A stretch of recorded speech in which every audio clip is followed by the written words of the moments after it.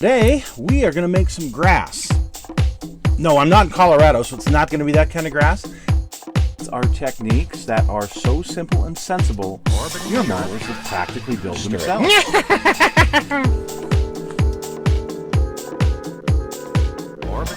Hello folks, it's Mad Dog Merv and welcome to today's show. Today we're going to go to the Rocky Mountain Hobby Expo, but it's a brand new show here in Salt Lake City. We still have one every other September. This is a brand new format. This is not an IPMS sponsored show. This is one put together by some of our local modelers who wanted to try an open format judging type of arrangement. So if you're not familiar with that, I'm not hugely familiar with it either. Check it out online and see what the differences between between that and IPMS judging. I like model shows. I like to be able to go and see people's work and be inspired. I'm not a big fan of the competition thing that goes on. I'm really not. I think it does detract from a lot of guys just like to go out and get trophies, and good for them. Heaven knows I've got my share of them, and they just sit around here as paperweights. I'd much rather go someplace and be inspired and see somebody else's work, talk to them about their techniques and whatnot. So we're going to go check out this Hobby Expo and see some of the things that are there, and then we're going to head over to the new warehouse for Kitlinx because he opens that up one Saturday.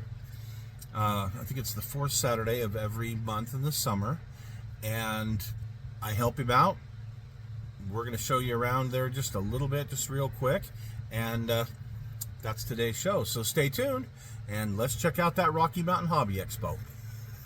So the inaugural Rocky Mountain Hobby Expo was held this year at Airport Number 2 here in Salt Lake City. It's in West Jordan, and it was held at the National Guard base. So there's a bunch of really cool helicopters flying around. So as you go in, here's all the raffle items. Look at that. Look at that Easy 8. That looks pretty neat. But these were all raffle items you could buy raffle tickets for. And as you walk in the place, first you run into here in the blue shirt and the black shorts, my friend Doug from MRS Hobby, who was a vendor here. And you see the room, the show part in the middle, and the vendors around the side here. And of course, my friend from Scale Finishes is here, and look at what he brought. He's got like 6 tables. Jameson had some great colors, but he was also mixing on site. So I picked up some more powerful purple, a silver blue from 1965, and then the Sauterine gold, which is the original color of my 67 Stang. So kind of neat. We're gonna have some fun projects there. So in this format, modelers take as many as they want, as many pieces as they want, and they're grouped by the person, not by categories. So you see this person here has some ships, some figures, some other items. This particular one here had some great things, by the way. You see the motorcycle, the cars, aircraft, even a figure and a tank in there. Pretty darn neat. And what they would do is they would look at what they felt was the best one that you had, and that would be judged, if you will, on a point system. And I don't understand how it was all done because I wasn't a part of all of that. But check this out. This is several things kit bashed together, and I recognize some of them. And I think this is just such a cool thing that he put in there. My friend Dick Engar with some of his pieces, the Paul Revere Raider. Oh, look at that Raider coach. That is so awesome. Makes me want one of those now. This gentleman just brought a bunch of tanks, but I really like this KV5 that he has there in the winter camo, the whitewash camo. That was awesome. This gentleman brought a bunch of cars, and each one of these had just a superb paint job. I don't know how you would ever score that in a regular contest. This is Hammerhead Models. I've mentioned him before, given him a shout out here on YouTube. And here's just a small bit of what he brought.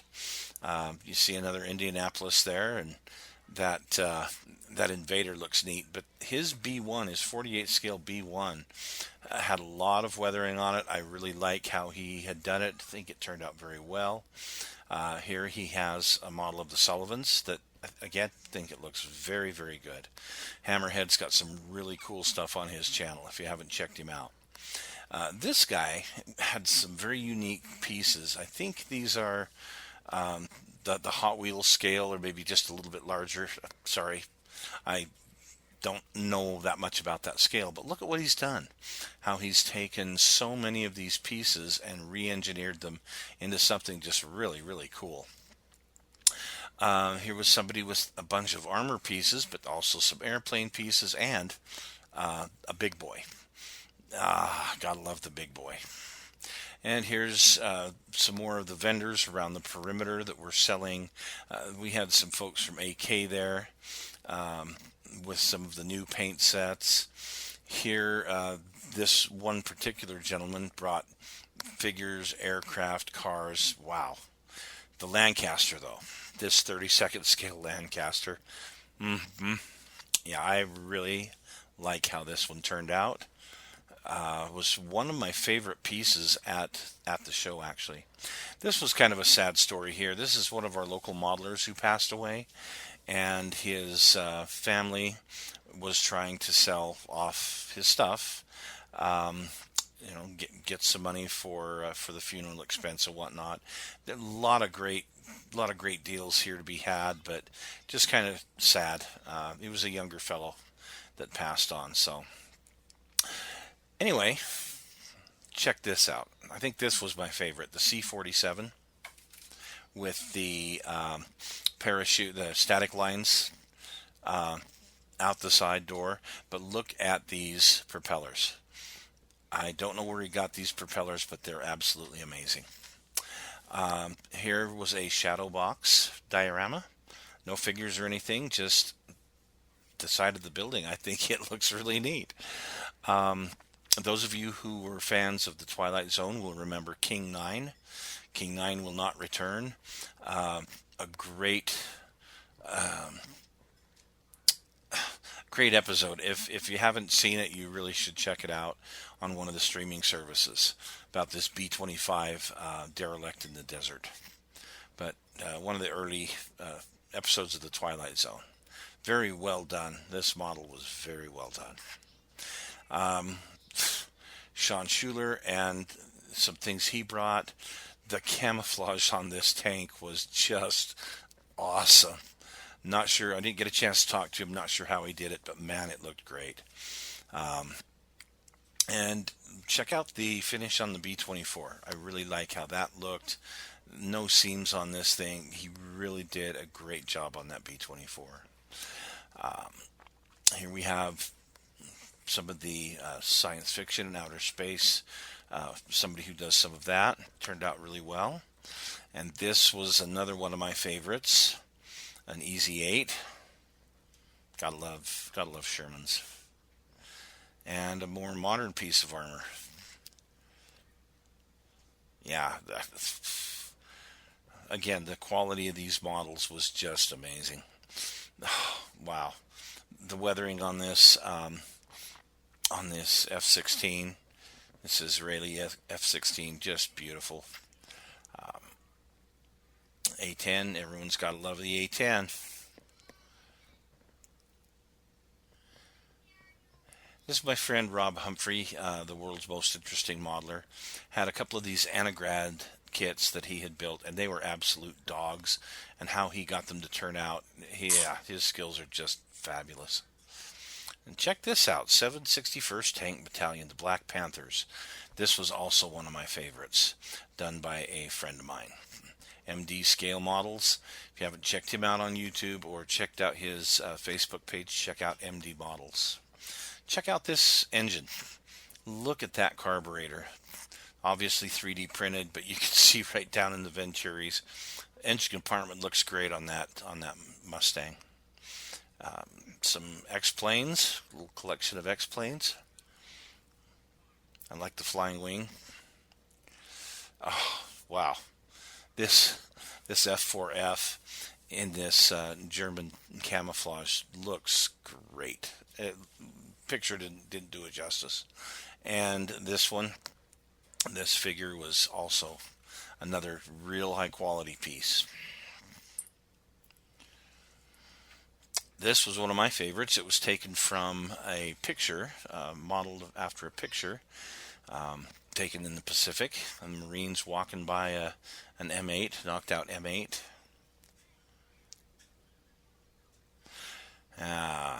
PT boat. Again, very nicely done.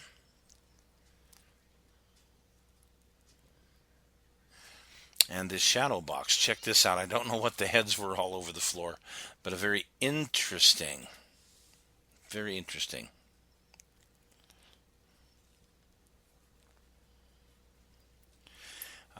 nicely done B-17. Not sure on the kit, but it sure does look good. This one I liked as well. This Sherman Okinawa 1945. This was a fun one. This little diorama, notice the lion coming up on the sound guy. I can really hear your stomach growling. Well, it's not the stomach, but yeah. Aardvark looking great. Really, really well done. Of course, Dwayne Kaiser, he's one of our staple guys in the group that just turns out some amazing aircraft. This one, the weathering I thought was well done. Another one from Hammerhead Models, that one was.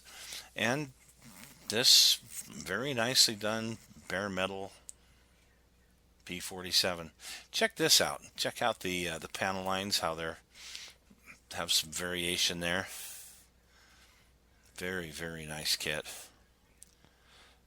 A lot of things to really get inspired by. This Panther F.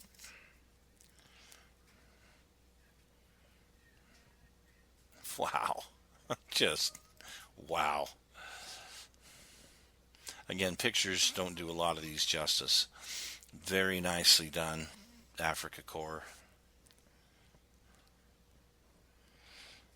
Beautiful. This was one of the shadow boxes that was there. The lighting is just superb. And, I mean, the whole thing is just so well done. This was neat. Kind of an odd subject that I think turned out very well. Looks really nice. And another shadow box. Again, the lighting is wow.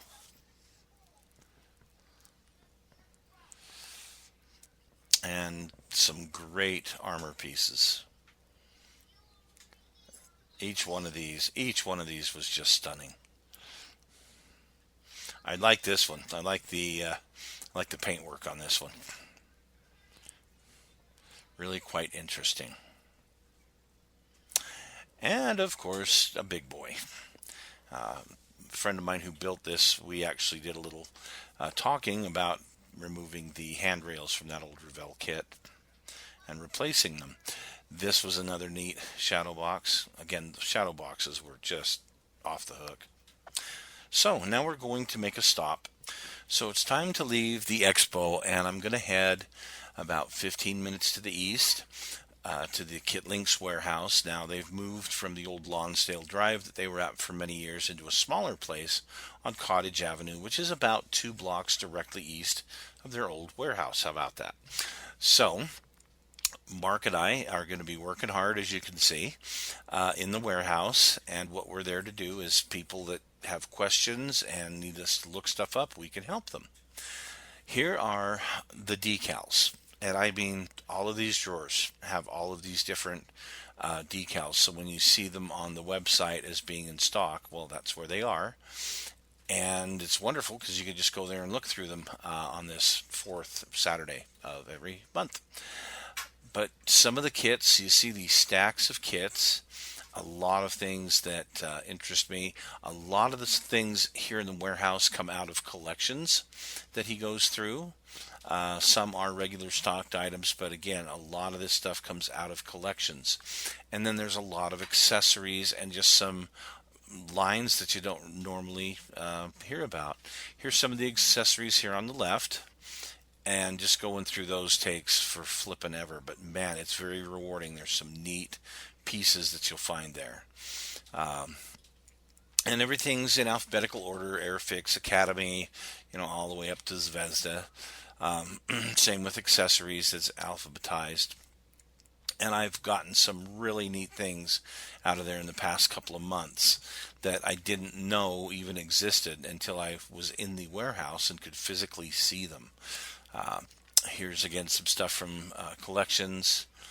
But I was looking for an M4 Sherman, which he did not have in stock, but this intrigued me. This Japanese self-propelled gun, and here's the option of having it with a little Jeep or whatever you want to call it. Some of the other really tempting things from TACOM, these anti-aircraft Panthers, the flak Panthers. This just about made its way home with me. Look at this. Yeah, Fist of War. Yeah, wow. Really neat hypothetical tanks. And you guys know I'm into that. And here's some of the trumpeter items that are there. So, anyway, time for us to call it a day. He only opens the warehouse on that fourth Saturday from 1 until 5. So, after having to be around these models for 4 hours, oh boy. Well, thanks for joining us, folks, and we'll see you again soon with some more, model-related stuff. Take care.